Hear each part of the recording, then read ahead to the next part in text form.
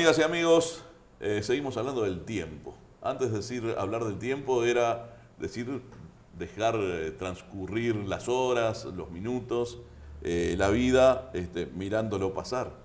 Hoy no están así. Hoy hay estudios muy significativos, muy importantes a lo largo y ancho de todo el mundo que establecen parámetros, medidas, observaciones que hacen fundamental o que se hacen fundamental para muchas actividades, incluso para la vida de las ciudades. Exactamente. Pero estamos hablando del tema agropecuario. ¿Y cómo está posicionado Uruguay? Era la pregunta que habíamos planteado antes de la pausa, frente a todos estos avances en materia de observación meteorológica que están deviniendo en todo el mundo. Sí, hay que recordar que el ámbito meteorológico es un ámbito, diríamos, de mucho intercambio a nivel internacional. Existe una Organización Meteorológica Mundial que propicia justamente el intercambio de información, tanto observacional como los resultados, por ejemplo, de modelos numéricos que se intercambian, digo, sin ningún tipo de restricciones entre todos los países. O sea, en ese aspecto hay mucha colaboración internacional y también, obviamente, en formación de recursos humanos, etc. En el caso de Uruguay, bueno, como un país de realidad pequeño y de, digamos, relativamente escasos recursos, digo, aprovecha muchos de esos desarrollos que se hacen en los grandes países, diríamos, los grandes bloques. Estamos hablando de Estados Unidos, Europa. Esos desarrollos, digo, esas, por ejemplo, más típicamente salidas de modelos numéricos, tanto para pronóstico de tiempo como para pronóstico de clima, son tomados por nosotros, en el caso de Uruguay, y son analizados en cuanto a cuál es el impacto sobre nuestro país y sobre la región. Y seguramente mejorado sobre la base de la observación puntual de nuestro territorio. Claro, conociendo las características particulares de nuestro clima y de nuestro territorio, como tú decís. Porque muchas veces esa salida de esos modelos son, diríamos, a escala global, o sea, para todo el planeta. Pero a nosotros nos interesa, obviamente, saber lo que ocurre en nuestra región en particular. ¿Cómo funciona ese grupo de investigadores, de científicos que analizan el clima a través del GRAS, ese grupo que trabaja a nivel de INEA, pero que tiene una importancia interinstitucional muy importante? El grupo ya está creado oficialmente desde el año 2005. Fue creado en un acuerdo de trabajo entre la universidad y en este caso sería la ex DNM o la actual INUMET, e integra personal científico, digo, tanto de la universidad como de la institución de INUMET, y lo que hace es rutinariamente, porque prácticamente en todos los meses estamos en coordinación para, digo, analizar cuál es la situación climática actual y, bueno, y prever lo que pueda ocurrir en los próximos 3 meses, básicamente. Ese es nuestro horizonte climático, diríamos. Eso es un trabajo operativo, pero que se hace gracias, diríamos, al apoyo, diríamos, de esta salida de modelos numéricos que tenemos tanto de instituciones americanas, europeas y de otros países, incluso de Brasil. O sea, aprovechamos toda esa tecnología o ese conocimiento que existe a nivel mundial y lo bajamos a tierra sobre Uruguay.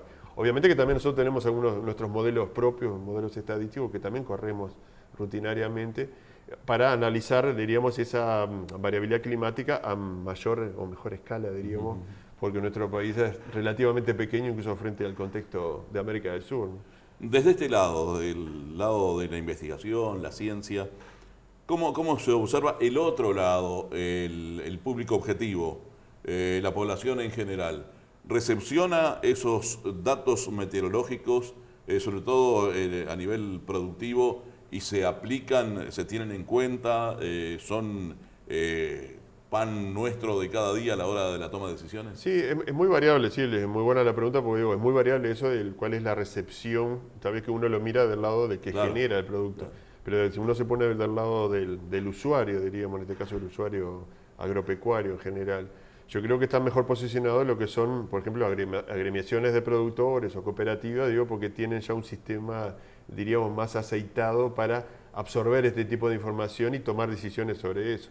Tal vez para un productor individual se le hace mucho más difícil tomar una decisión. Hay que recordar que estos pronósticos, tanto los pronósticos de clima como pronósticos de tiempo, no dejan de ser probabilísticos. Exacto. O sea, tienen margen de error, obviamente. Esto no es una ciencia exacta. Por más que las certezas sean altas, por ejemplo, en el caso del pronóstico meteorológico tenemos más de un 90% de certeza, pero no deja de ser un pronóstico, y más el pronóstico climático, un pronóstico probabilístico. Lamentablemente muchas veces el usuario, la única, diríamos, la disyuntiva que tiene, bueno, por ejemplo, planto o no planto, ¿no? Entonces termina tomando una decisión que es totalmente determinística y cuando la realidad la decisión tendría que ser más probabilística, ¿no? Exacto. Pero bueno, hay mucho todavía camino para recorrer en ese aspecto y de mejorar lo que sería la colaboración entre los usuarios y los propios generadores de esta información. Antes de la pausa también te planteaba que hace algunos años atrás quien hablaba del cambio climático no era visto con mucha... Buenos ojos. No sé si con buenos ojos o con índices de certeza, Sí. de realidad, ¿no? Hoy hemos visto y está demostrado que el cambio climático ha llegado y hay que adaptarse a esta situación que no es ni más ni menos que los cambios bastante radicales de las temporadas que teníamos antes, ¿no? ¿Cómo se ve desde la meteorología eso? Y también, ¿cómo lo recepciona la población a toda esa información acumulada que en definitiva es diferente a lo que habitualmente teníamos hace una decena de años atrás? Sí, yo para comentar, apoyando las palabras que tú decís, hace unos 10 años atrás, hablando con un colega muy distinguido argentino, investigador en cambio climático, me decía hace 15 años nomás, no mucho más atrás, decíamos, incluso ante los científicos, tú consultabas a 10 científicos, capaz que 7 te decían que no existía el cambio climático, 3 te decían que sí. Bueno, ¿te acuerdas? Hoy en día es al contrario. Hoy capaz que consultas a 10, 7, 8 te van a decir que sí, que hay evidencia concreta de que ahí estamos atravesando un cambio climático y capaz que 2 o 3 te dirán que no. O sea, ha cambiado rotundamente en los últimos 10, 15 años. ¿Te acuerdas cuando teníamos nosotros aquellos programas más bien de tipo ambiental que hace 10, 12 años te íbamos a preguntar acerca de temas de cambio climático, calentamiento global, etcétera, etcétera? Y un tema que no era muy recepcionado por la gente, no era muy creíble. Un término muy, capaz que muy lejano, confuso, exacto, no sé. Exacto. No, hoy en día yo creo que las evidencias son claras, yo creo que nadie puede decir que no existe el cambio climático, que estamos montados en esa tendencia calentamiento global, que en definitiva nace de eso, ¿no? De un calentamiento acelerado, digamos, por la acumulación de gases de efecto invernadero en la atmósfera. Bueno, todos los años tenemos hoy en día las cumbres de clima, ¿no? Ahora en diciembre, ahora el próximo mes, vamos a tener la cumbre mundial sobre el clima en Lima, en Perú.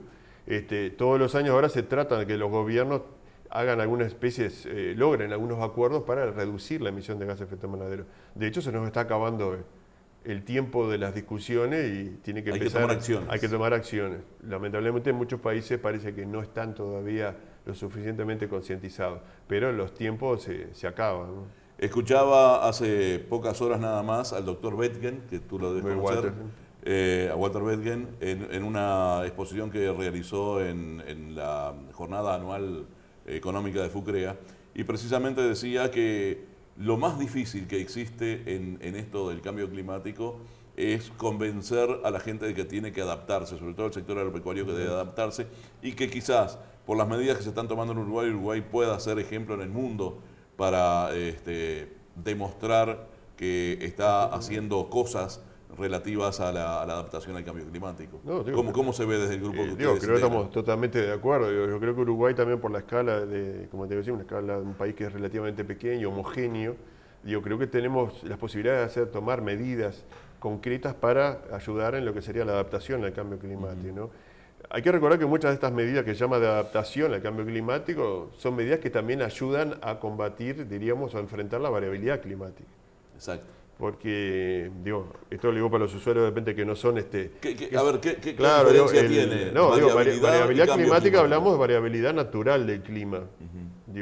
Es la variabilidad que uno puede observar en los últimos siglos, por así decirlo.